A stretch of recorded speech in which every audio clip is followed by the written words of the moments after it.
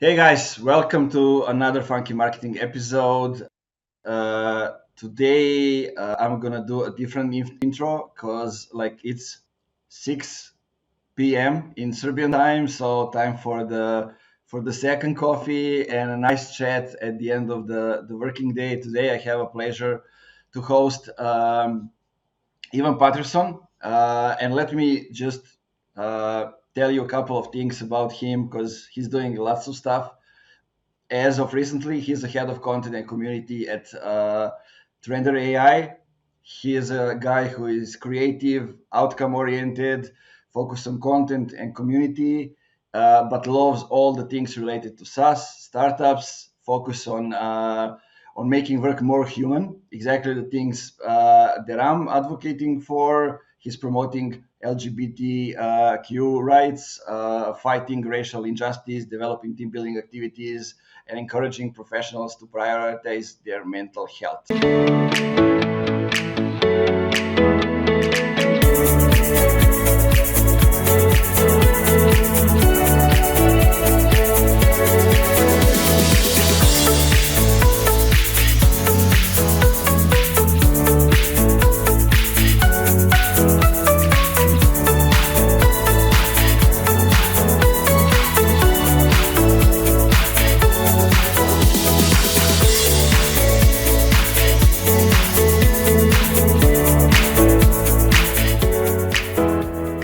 Join me in welcoming Evan to the show. Well, thank you. That was quite the intro. I appreciate that. Thank you. Yeah, man, there are lots of stuff you are talking about, doing, sharing, and it's all good stuff. Yeah, I can't tell if it's a wide lane or if just in multiple lanes, but we're on the road at the end of the day, right? Yeah, yeah. Like, look, I'm looking at some of the stuff, and I'm like, because I'm coming from the small city in Serbia, now living in a bigger one. But in my hometown, there was basically we don't even have Catholics, so there's no diversity. Yeah. Nothing. I mean, we even have like Serbians and Bulgarians, but as we like to say, maybe somebody from Bulgaria will mind if I say this, but I don't care because that's the truth. That's how we say it.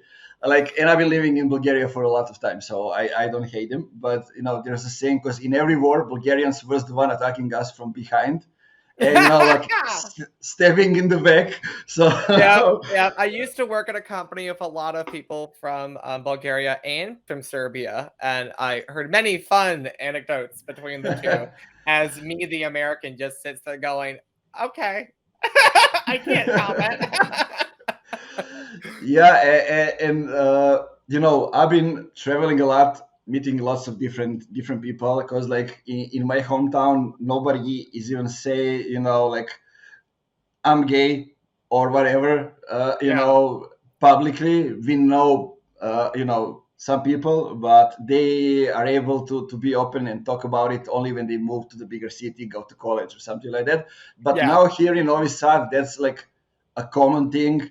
Like my wife already had friends, and like my personal trainer in the gym was a guy who is transgender man. And like I'm like, man, if you can look like that, I want you to train me and get me to be fit as well. It's why same thing in America. A lot of people move to bigger cities that are typically more accepting of these things. It's one of the many reasons why I moved to Chicago, right? So Chicago's for lack of a better word, just very gay. It's very queer. It's very LGBTQ plus friendly.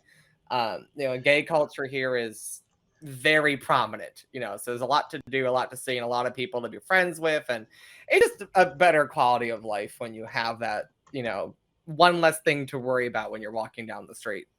Yeah, I agree. But I mean, we are living in a world that is definitely changing. The definition of the family has changed drastically in the last 10 or 20 family years. And relatives are not synonyms, people. They're not the same thing. I am related to a lot of people I do not call family.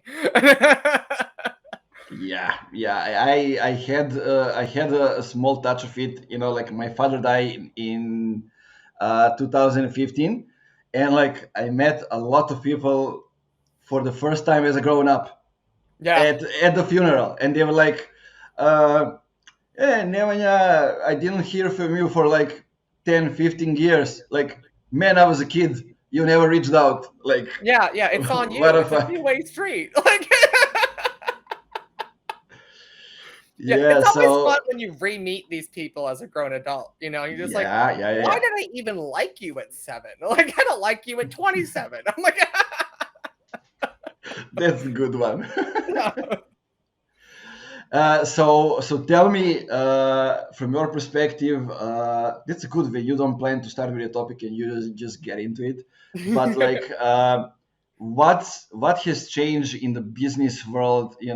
Having that change in mind and the way people express themselves more freely, Yeah, and do we as humans start to accept more differences, yeah. or we're not quite there yet?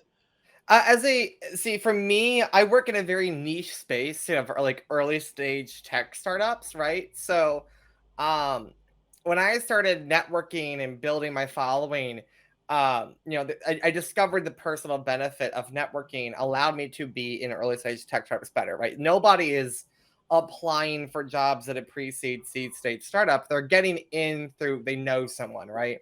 It's not until they get to like Series A or later when they start mass recruiting and employing people like Yeah.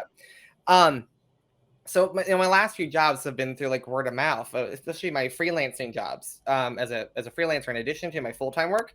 Um, and there's been a upside to that on the cultural side of things. Not only is my career progressing, um, the last the companies that I work in that I get from this networking also tend to be more inclusive. They tend to be a better. I don't like the word fit because it makes it seem like I'm assimilating or I'm making myself like everybody else, but I feel like I'm a better cultural addition, I guess, to the team. Like I don't feel unsafe. I can, for lack of a better word, I can be as gay as I want to be, basically, without feeling like I'm going to get attacked or microaggressions or get fired or whatever the case may be. Because in some parts of America, at least, that's still a massive legal issue. Yeah. So those things kind of I don't want to say they got solved on their own because like and they're not completely gone, but they got almost completely eliminated. They got very much diminished because you were hiring me because you liked my skill set and what I brought to the table, but you also were hiring me because you got to know me over the several months, years, or whatever that we knew each other. So, my current job is a great example. Betsy's my boss as of yesterday, and when I started this job, I've been speaking to her since April or May. You think by now I would know if there was a problem, right, between me being gay and working for her, right? There isn't at all. Obviously, I took the job, but it makes the vetting your employer part much easier when you focus on networking. So I think what's changed is LGBTQ people, BIPOC, anybody who's marginalized at any degree, um, really should double down on building their professional network because it will even if you're not in the startup industry, even if you're in a completely different industry, because it will just make your life so much easier. You won't get no hurdles, but you'll get less. Yeah, I totally agree, because they get to know you. They know who they're hiring. Yeah, yeah. There's the interview process was merely, do you want this job? Like, because we've already done all the other stuff. Like we over the past 9 months, we know you're good. We like you as a person, like it's just, do you want to work here or not? It's quite that simple, right? So it literally becomes just business at that point because the personal part's been dealt with for the friendship that you built. And that is so easy. That's such a better way to look for a job because you don't have to deal with like, am I gonna hate these people? Like you already know before you go in. Yeah, I get that as well. Like basically, I don't know if I ever applied to a job. So like Yeah, all the jobs that I have, somebody reach out because they saw me talking about the things, offline or online, it doesn't matter. But they've been following for some time. They know who I yeah, am, because I'm sharing the journey, I'm sharing the thoughts, all those other stuff, as well as you are. Like Yeah. This is who I am. You're not gonna get somebody else.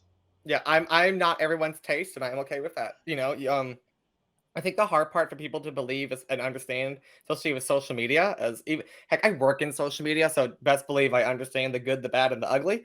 It's you're not for everyone, and that's on purpose, and it's okay. Like if you were liked by everyone, I would be really concerned because that means you're faking something. Clearly, Yeah. if I'm not if I go a week about pissing somebody off, I'm worried because that means I'm doing something wrong. To be quite honest, not that I'm going out of my way to upset people or hurt people, but that means I'm not being myself.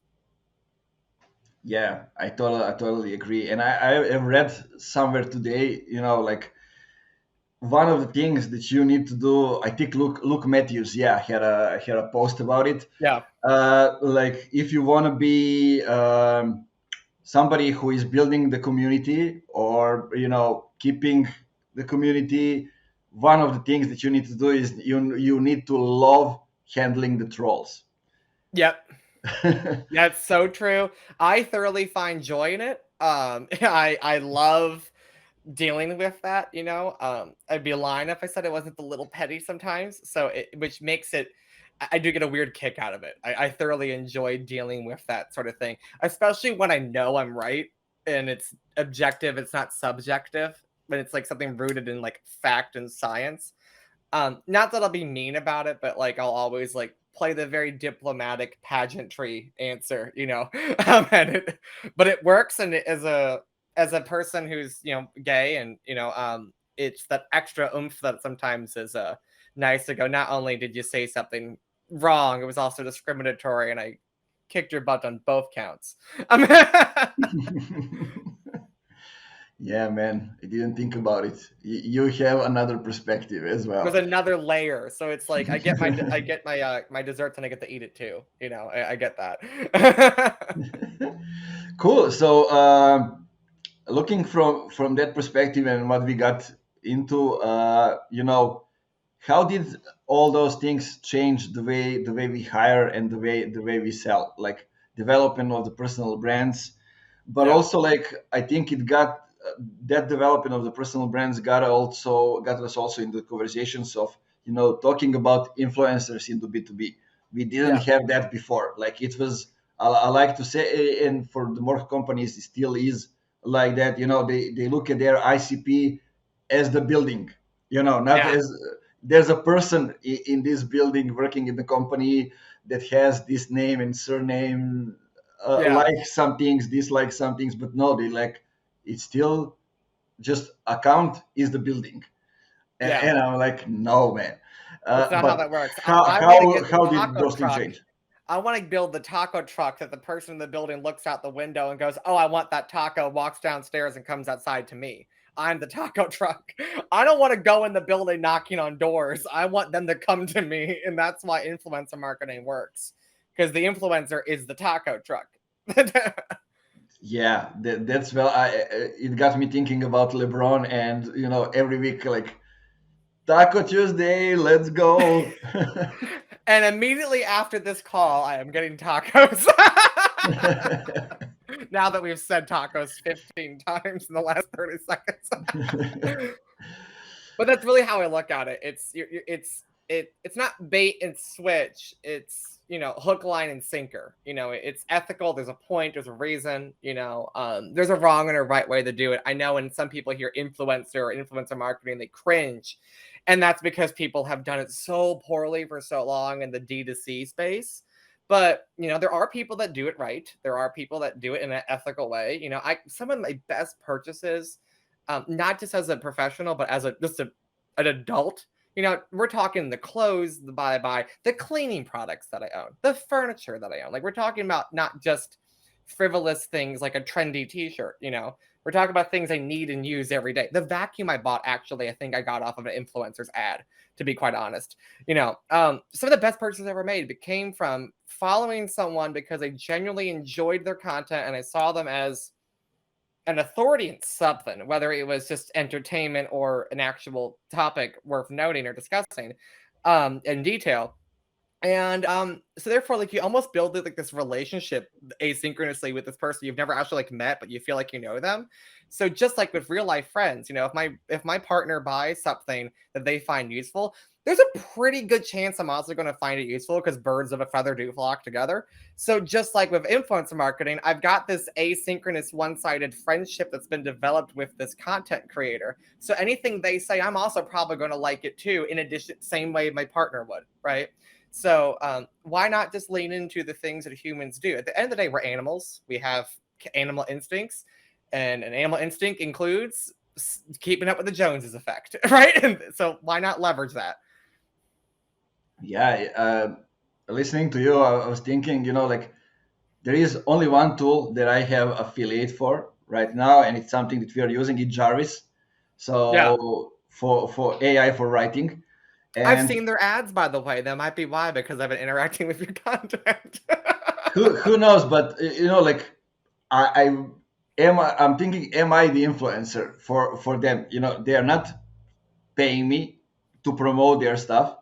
Sure, I subscribe for the affiliate because I'm using the tool, and when I would like to get something back, so I don't pay for the tool, right? Yeah, but some people make a living off of affiliate marketing. Yeah, and like it's the tool that I love and that we use a lot, and I think a lot more people can use it. And I like I post once in 2 months something about it, about Yeah. writing, and I just add a link in the comment, nothing too much. But I'm looking at the way like they're educating people every month about the way they can use it, and people use the tool and they promote it basically. So they give value, people return the value as they promote the tool because the tool is good. And Yeah. that's basically it. Yeah. And There's psychology to it. You know, if I'm saying, you know, people, if I talk about social media marketing or talk about social selling, and people ask me what tools I use, or I tell them, and that's influencer marketing right there.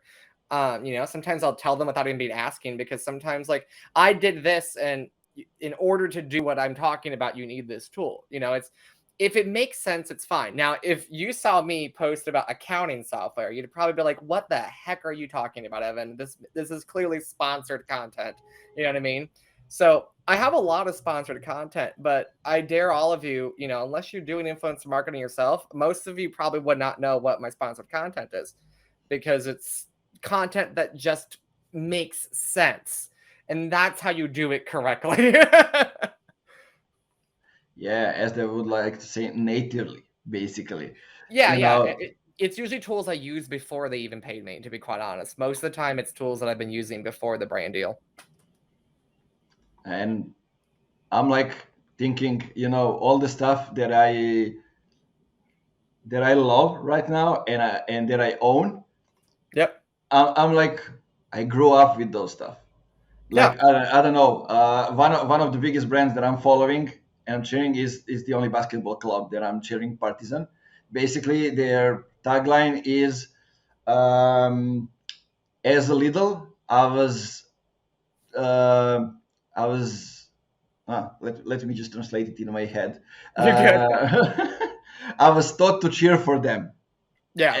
as a little, and it basically goes from uh, you know from father to a son, or Yep. to a daughter, and then on and on and on, and basically it's all the time here, and like Yeah. Jordans. Man, I've been playing basketball my whole life. My father was a coach. Like, I couldn't wait to get in the situation where I can buy Jordans, Yeah. like, and I was Yeah. like, that's a big deal, And you that's know influence in the natural world. Yeah. Yeah, but tell me how it is it different in the, for example, in the SaaS world? Like, because people see it a little bit differently, and I think it's still just started to unravel.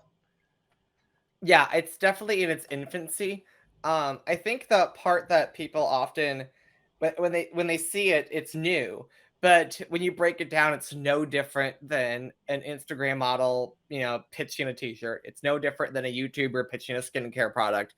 It's no different than a gamer on Twitch pitching a headset, right? It's they're using these things already, or, and I've had this happen where companies will send me the product but for free so I can determine if I actually like it.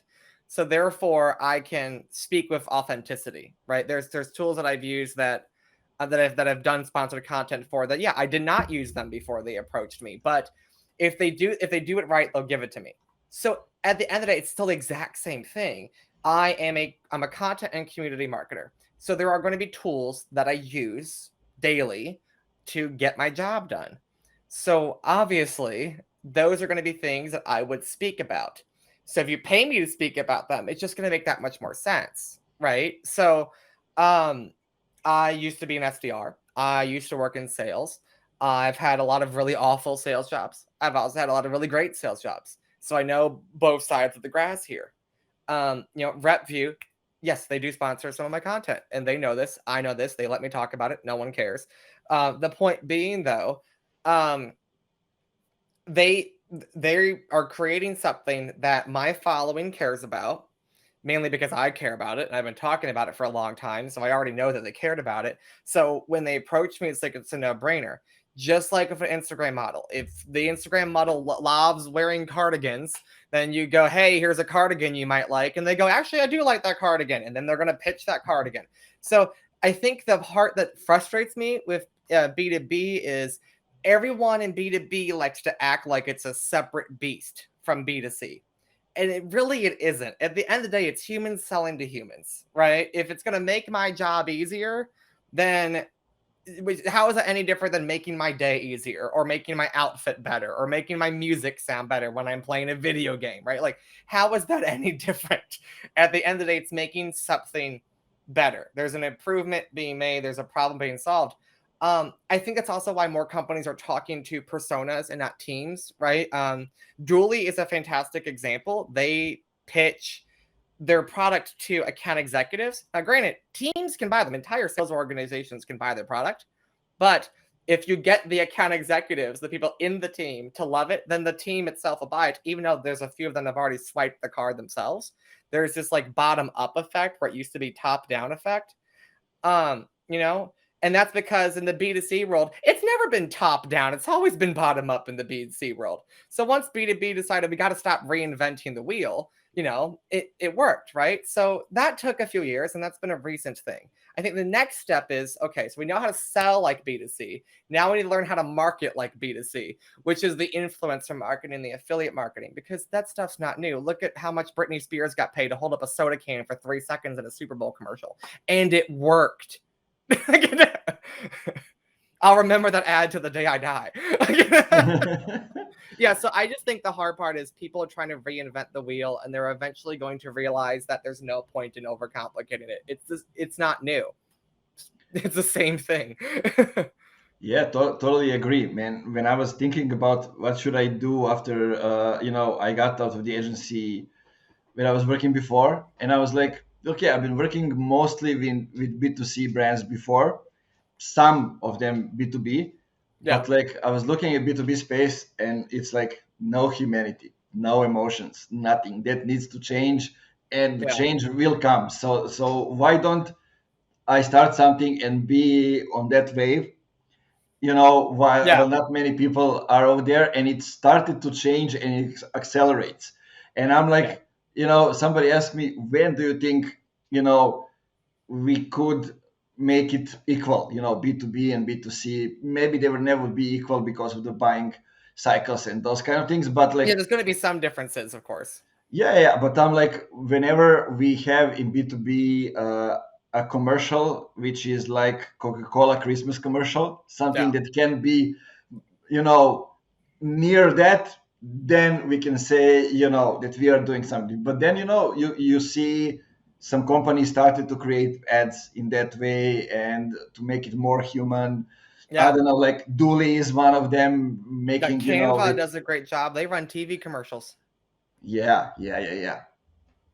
Yeah, I think, especially if you're going after SMB, this still works on enterprise. It's a volume game. Enterprise, you're going to get less frequency but bigger dollars, right? SMB, you're going to get halfway between what enterprise is getting and B2C is getting, right? But regardless, it's still going to work. It's still going to work at the end of the day. You just got to figure out how to change the metrics to your industry. Yeah, Yeah, a I Salesforce should totally be running agree. TV ads. I've seen a couple, but like Salesforce should be running them. I don't see why they're not. HubSpot, right? Like there are more companies that should be doing these things, or if they're already doing them, do them more often. Because I'm sorry, I may be a marketer, and yes, I'm watching RuPaul's Drag Race in my spare time, but I'm still a marketer while watching RuPaul's Drag Race. Like I'm still. It's not like, oh, I honestly forgot what I do for a living once the commercial break starts. You know what I mean? So they got Shoppers Drug Mart is a drugstore in Canada. It's kind of like a Walgreens or a Rite Aid, if you know what those are. And they're sponsoring RuPaul's Drag Race in Canada, right? Because they know, oh, everyone's a mom or a dad who needs to go buy like baby diapers and cleaning wipes and stuff, and that's where you buy them. So it's why are we not just putting these in front of people? And if it doesn't make sense, weirdly, sometimes it actually is a good thing. Like I would love to see Salesforce sponsor like a flip flop from Old Navy. Like that would make no sense, but you would remember it.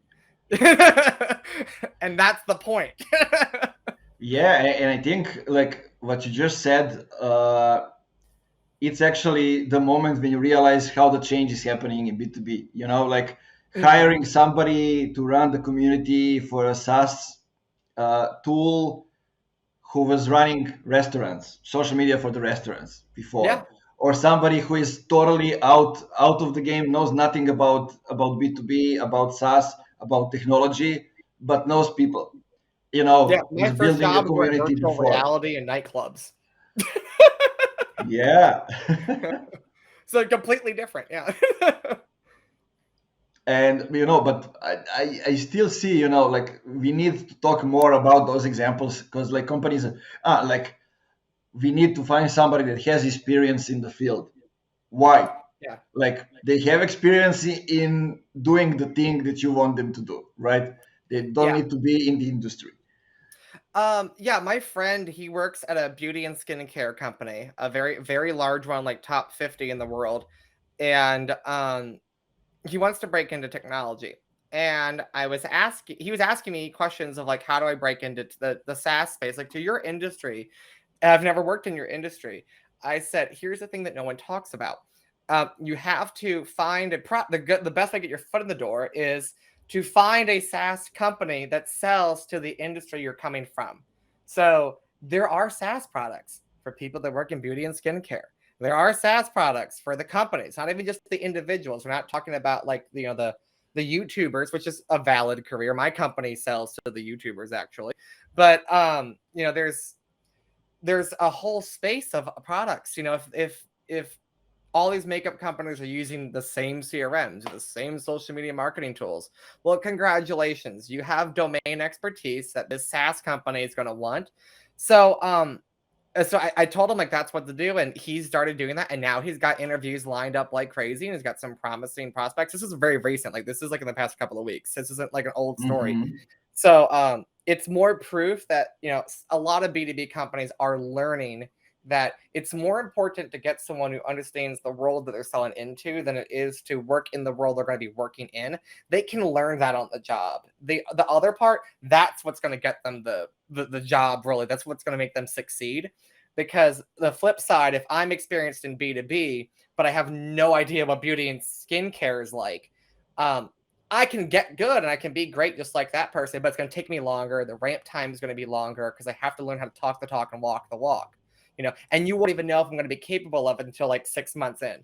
Where this person, Yeah. they're capable in the first 30 seconds of meeting them. So I think like when you're hiring salespeople or marketers, you should look at the industries that they worked in, and I want variety. I don't want a lack of variety. I actually want you to have had several industries on your resume, not one.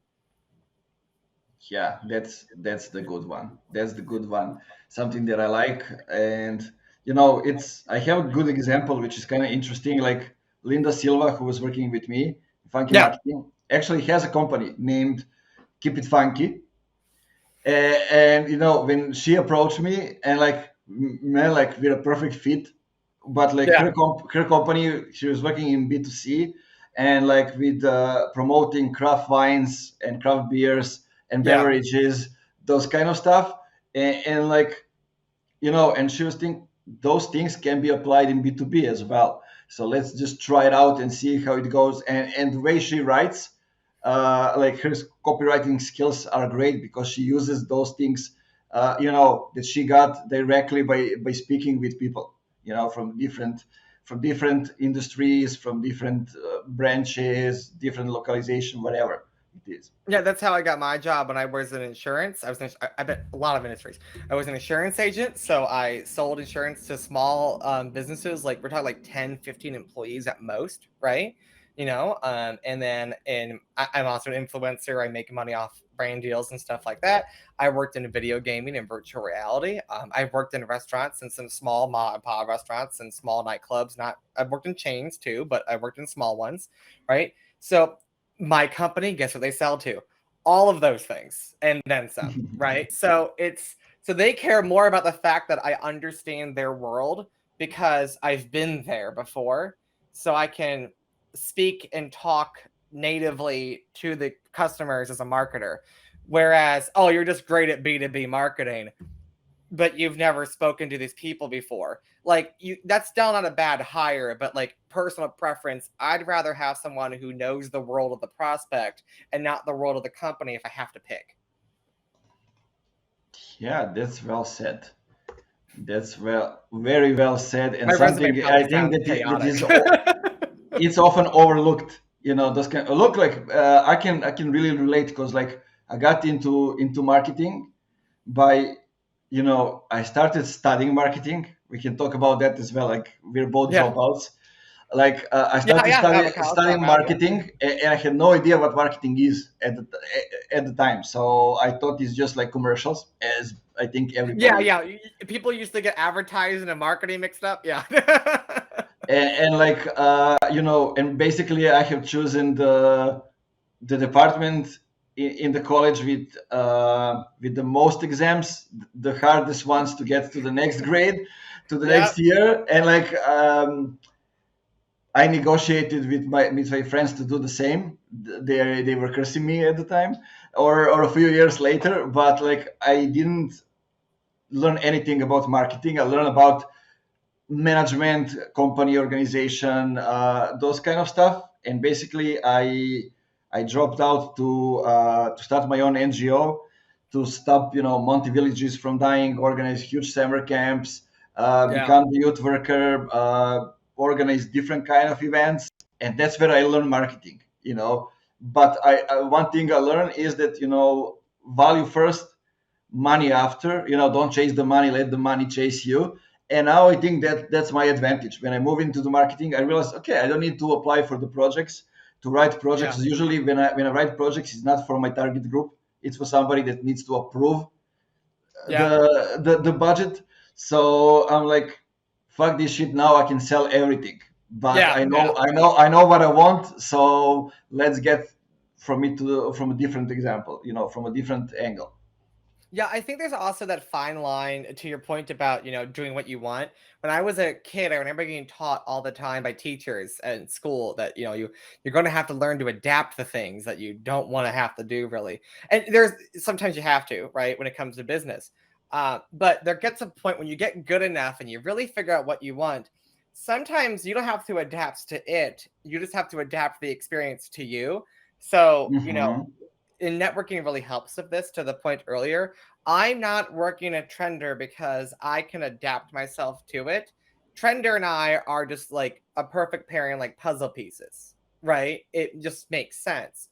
So being self-aware and combining that with like the varied industry experience, that lets you figure out like, which peg to fit yourself into, which hole to put that peg through, that will help big time as a marketer. Because as anybody who works in marketing knows, content creation is like mostly research, and then the rest of it's the actual creating the actual content. Um, the more you can remove the research and the more content you can produce in less time with less effort without reducing quality, you might actually be able to improve the quality too.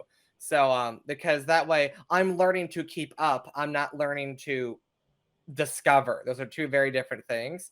Selling to influencers, I'm just staying in the loop of the influencers world. I'm not learning what it is, which is two very different things. So therefore, instead of spending an hour writing a blog for them because I have to spend 45 minutes doing research, and by the way, no blog takes you an hour in case anybody's listening to that part.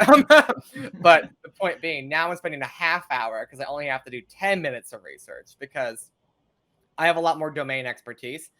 Which is one of the many reasons why I think it's super important to find jobs that make sense for you.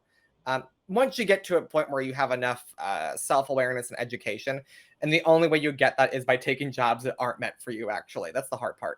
You have to take a job that you suck at, to be quite honest. That's really how it works. I think every person who's ever spoken to you can probably agree that you have to have a few jobs that were like, in hindsight, I probably shouldn't have done that. Yeah, man. I think we all have at least a couple, or at least interviews for which will tell us, that this isn't the job for us, or we suck at it, or Oh whatever. yeah, I totally say we should normalize putting on resumes. I quit because this was not it. Whatever this was should not have happened. Like, I did you hit quota? No, and I can tell you why. Like, you know what I mean? Make that normal. Like, we should normalize an interview. They fired me because I never should have been hired. Like, make that a good thing. That's not a bad thing in my mind. That's a great thing. I'm thinking how the part with experience in LinkedIn would look like. It would be Yeah, much more interesting. I want to hear people say, "Yeah, I got fired because listen, I suck at this, and now I know to never try that again, or I'm going to try it differently, or whatever." Right? Like, I love listening to people fall on their face, and it's not from like a laughing or poking fun at them thing, but we all learn from our mistakes. I want to learn from other people's mistakes too. When people ask me, "How do you learn about influencer marketing?" I can't name a book or a video or an ebook or a podcast or anything. I literally just watch other people do it, Yeah, including the people that are good and the people that are bad.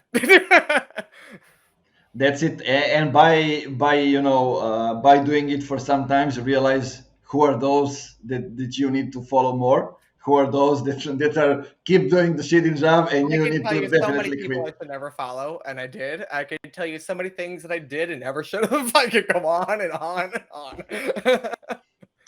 Yeah, man, the same. I Yeah. had Juliana Jackson here, and we, nearly got into the topics that we didn't want to go. No marketer wants to talk about that. What? And yes, I am being a hypocrite. If any of my followers are listening, talk about your problems. I won't, but you can do as I say, not as I do. Yeah. I mean, it's interesting, and let's talk a little bit about that exposure and everything related to the mental health. You reminded me now.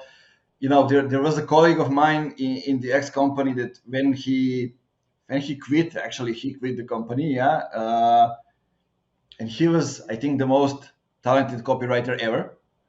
But and I've worked with him the most. But when he quit the company, he was actually the one that broke the culture in the company. At Yeah. least that's my perspective. Because one by one, people left, and I was not the only one, but among the last ones that left after Yeah. that. But like, he started a page on LinkedIn when he was using screenshot for my post and giving them the new look and those kind Oh of things. God.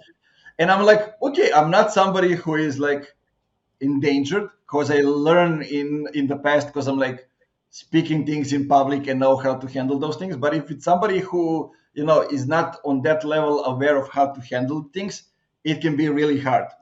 And Yeah. and it's happening on the daily level. Yeah. Happens to me all the time. Yeah.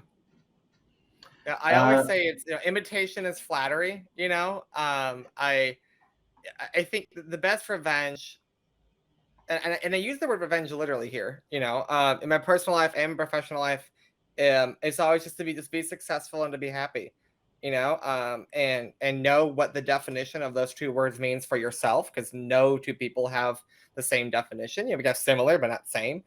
Um, you know, um, it's yeah, I see people all the time do it, and it's hard at first, but with time and practice, you'll stop caring. You'll start realizing, like, well, listen, I'm so good I came up with it, so they're only okay because they had to steal it. So I take pity on those people, if anything, because I'm like, they're never gonna be able to create anything. They're only gonna be able to copy and take. And there's a big difference between curation and copying. Sometimes I wonder if I'm a content creator or if I'm a content curator, because a lot of the things I'm talking about are like anecdotes and things I've picked up on just by merely existing and living life on this planet. Um, which obviously would imply that 95% of what I know comes from experiences that involve other human beings and their experiences. So, the line of like what is original and what is curation is very blurred these days. Um, I'll post about video prospecting tips, and people will act like it's the best thing since sliced bread, and I'll be sitting here going, why are you this astounded? I'm just the 95th person reiterating this. I'm just putting my opinion with it, and then I go, oh, that's curation. Copying is when I just like, let me just copy and paste this person and just hit paste, and there we go, we're done. We call it a day. So when people do that, I often wonder if it's because they know they can't create the content, if they're being malicious, or if they don't even realize that what they're doing isn't curation. They might be so early in their career that they think that's what we do for a living. So I always like to assume the positive intent that this person doesn't know any better. Because to be ignorant, it doesn't necessarily mean to be malicious. And I think that's hard for people to remember. Yeah, I totally agree about it, and that's the great topic that you got into. Making um, the difference between curation and copying. That's Yeah. that's great because if you really want to be the best, you gotta go through the phase when you are actually copying other people and trying to do things as they are, A and lot of the then best writers will tell you that the way they learned how to write was by yeah. rewriting things other people wrote. Like I'm the same way. I used to handwrite word for word, mark for mark, what other people would write on LinkedIn, just so I would force myself to slow down and understand why this post works. And then, because I can't write as fast as I can type, and if you can, congratulations, but I can't. So I also have terrible handwriting. But the point being, I never posted that, but it helped me understand that. So it's further proof that like there's a good chance this person's just trying to learn and they don't even know that what they're doing is detrimental, which is a part of learning. Yeah, I totally agree. I mean, you need to get to that level when you can actually produce your own stuff and Yeah, now things. everybody's going to get copied and they're going to go look at this person's resume and go, oh, they've been doing this for a few months. Okay, I'll let it happen. Yeah, but I like to, when I'm hiring people or choosing the people that I'm working with, I like to, one of the skills that I'm looking for is copywriting skills, because when Yeah. somebody knows how to write a good copy, it means that they know how to create the structure, how to emphasize the important things, how to get to know the people who they are writing for, those Yeah. kind of things. And it means that they can apply it into some other uh, things as well. Yeah. Usually great copywriters are great project planners, idea generators, I think, because they have to take you on this journey through everything to grab your attention. They also have to keep it. And then they have to let you walk away with something to remember. And those are three very different things. I don't think I've met a copywriter that's not a good storyteller orally. I don't want to say copywriting and public speaking go hand in hand, because I know a lot of copywriters that are awful public speakers and vice versa. But I would say there's a lot of copywriters that are great oral storytellers too, because it's the same skill set. So whenever I've met people that are copywriters, I'm also looking for how they're talking to me, because that's also an indicator of just how their brain works, and that's what I care about. Yeah. Okay, so I have two questions Hmm. to dive into for the end. One, it is, do we need a community today to be successful at building our startup? And the second one is, how do we define today the social selling? So for the first question, yes, but it depends on your definition of community. I don't think every company needs like a closed community like a Discord or a Slack. Um, you know, there's a time and a place for that, and it's a whole nother hour-long episode we could go into. But community is really defined by many to many having conversations. Marketing is one to many, sales is one to one, community is many to many. It's in front of you. It's not even necessarily with you always. Community is not your sales rep commenting on a social media post. That's fantastic. I'm not saying don't do that, but community is when someone is posting about something and one of your customers or one of your fans of the product is replying to that person on your behalf, and you're just letting it happen. You know what I mean? And like you're letting the fans speak for themselves. So it's a long haul game. You're not going to see an ROI in the first 6 to 12 months, and you have to be okay with the fact that it is a money pit for a long time. But it will do your brand so much good long term. By year 2, 3, 4, you're going to start seeing, oh, there's the ROIs kicking in. It's like the Financial Diet. I watched them for 5 years. It's a YouTube channel, and I don't think I started talking about them until 3 years ago. And they've never paid me. That's not sponsored at all. But the point being, like, it can just be community in the concept of the feeling, and in the psychological meaning of community, not just in the Slack community noun definition. So start that yesterday. That's my advice. And then the second thing for social selling today, that's where I always that's hard.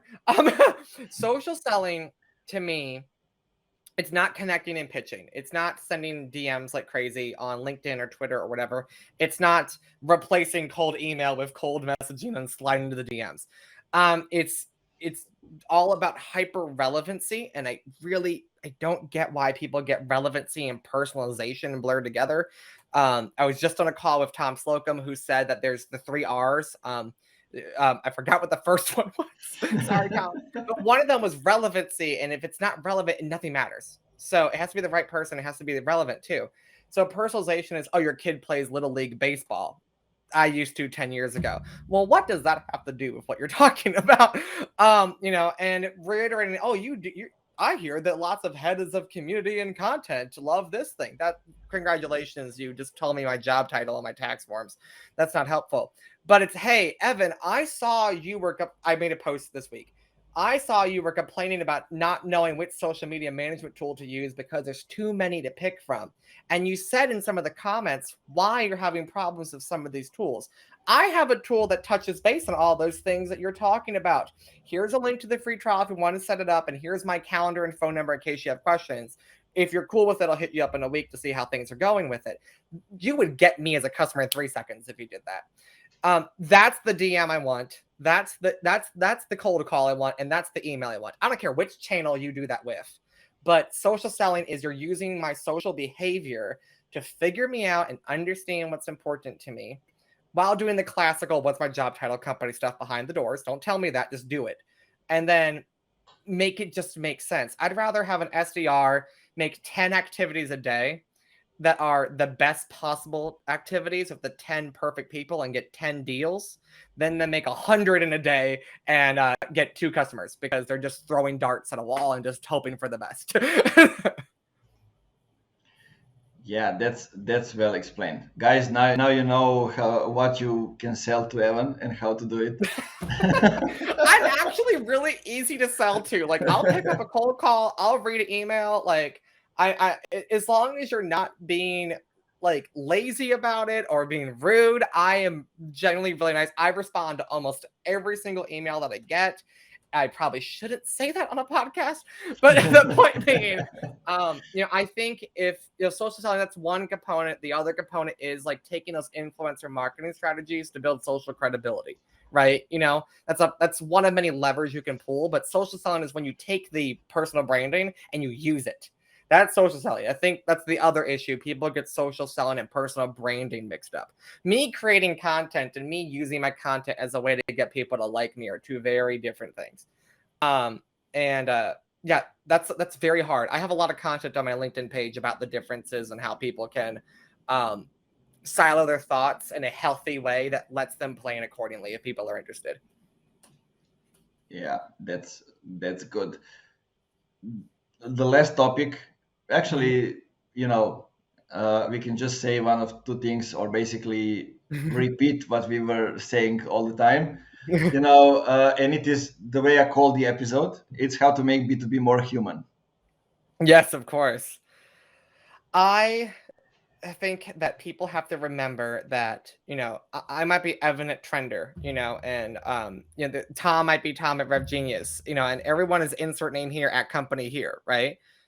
But I get frustrated that everyone introduced themselves as I'm this person at this company. You're also just this person. Be okay with it stopping and ending there.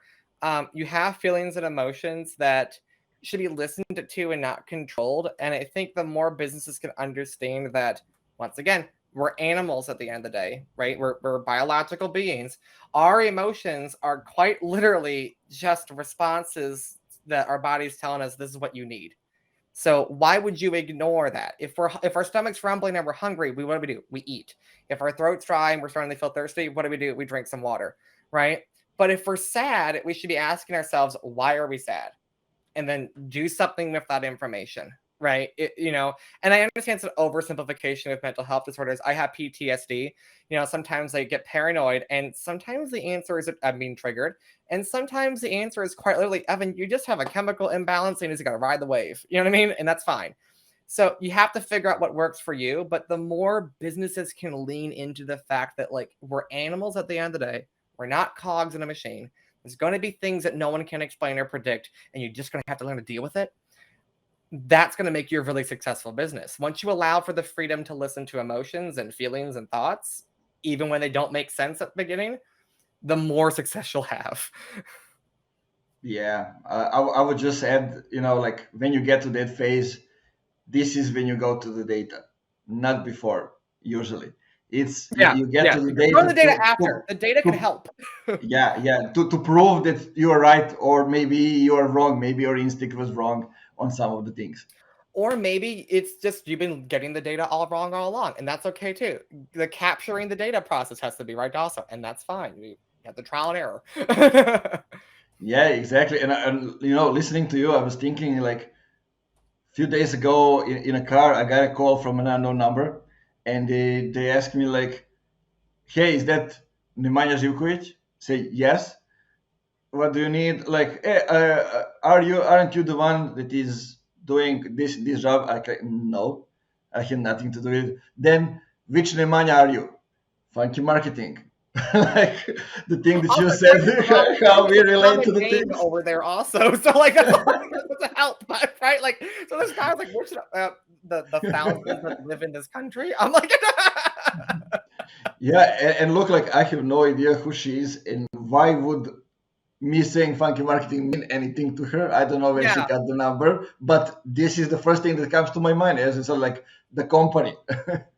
Yeah, yeah. I think people like it's okay to do that, but you have to remember at the end of the day, like you're a human being at the end of the day, and you're because like I'm not just Evan the marketer. I'm Evan the boyfriend. I have partners, right? I'm Evan the roommate. I have a roommate. Like I'm Evan the brother. I have a sister. I'm Evan the son. I have a mom and a dad. Like, I'm Evan the party animal because I love to go to nightclubs. Right? So like there's other aspects to who you are. Totally agree, man. Totally agree. Great, guys. We've been all over the place with the topics, with examples, and Which is with a perfect everything. reflection of who I am. Yeah, man, it's also who I am. If you people are asking me, like how you come up with that many content from LinkedIn. Well, I'm thinking about a lot of stuff and doing a lot of things, and I don't recommend it to other people. This is I just me. relate. Yep, I relate. But go to the first minutes of this episode and listen to all of it again and then again and again. Let it sink in. When you have questions, then you go reach out Evan on Twitter, on LinkedIn. Where else they can find you? I'm also on Instagram, and if you follow me on LinkedIn and Twitter and Instagram, I will soon be back on TikTok, YouTube, and Reddit. I've got some content getting prepared for that as well. Yeah, love it. I need to connect with more people on Reddit. I think Yeah, I'm a new to that's that world. I something. gotta learn some more. So if you're a Reddit marketer, hit me up. I would love to learn more. Who told me about that? Jonathan Bland in one of the episodes. He told me that they have been trying to do something with Reddit. So I guess this is the person to have a conversation with. Yeah, totally. And look, guys, continue this conversation on social media. Let's not end this here because I'm sure, like Evan, you'll come back in a couple of months for another episode where we can dive deep into I would love that. I would love some that. some of the topics because I definitely don't want anybody coming to the Funky Marketing Show just once. I want people to dive deeper into the topics and go like, hey, this is what happens Awesome. happens in I'll 3 months. hold you to that. I'm going to put on my calendar February 13th, 14th, 2 months from now. I'm going to knock on your door virtually. I'm not, Serbia's a little far. Sorry. That's great. Like, what's on February 14th? It's it's Is it like Valentine's Day or Valentine's something? Day, and here in Serbia, listen to this. Like, we have a fight every year because it's like we have these saints that we are celebrating, and one of the saint of the vineyard people, who Mm-hmm. the protector of the vineyards, is the same date. So Well, I love usually, wine, so I support this person. yeah, but listen, usually men, they leave women at home. They go to the vineyards and they get drunk heavily because they need to chop up the vines. You know, and Well, I'll take my gay self with the women and we'll go to a gay bar and get some wine and have some fun there. So it's kind of crazy. But yeah, now you know one of many craziness that is Well, I happening love around to here. learn more. I would love to learn more. Yeah, guys, thanks for being with us. Evan, thanks for investing an hour of your time for the Of Funky course. Marketing Show. And the one thing that we say for the end, guys, keep it fun, keep it funky, keep it safe, and chat in another episode. See ya.